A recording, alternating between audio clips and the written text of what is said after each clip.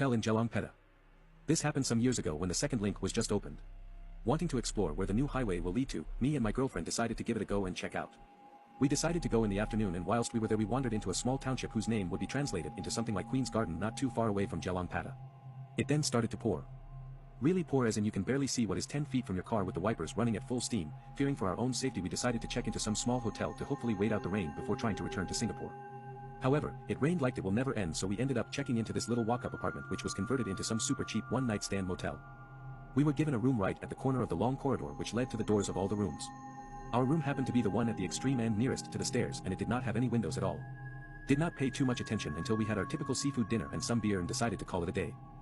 For me, I fell asleep not too long, but my girlfriend decided to watch some TV and hopefully get tired and sleep too. Then it started. She would hear sounds coming from the attached bathroom. It sounded like water was dripping into some very deep well, but all you had was just your regular floor trap.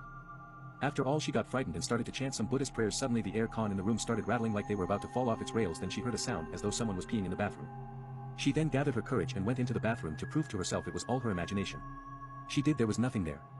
Not being able to control herself, she woke me up to tell me about it. To our horror, whilst I was sleeping I kept dreaming of being in the room as speaking to some long-haired male whose face I cannot make out, and all I remembered just before I was awakened was that I kept telling him to leave us alone, we are just resting for the night.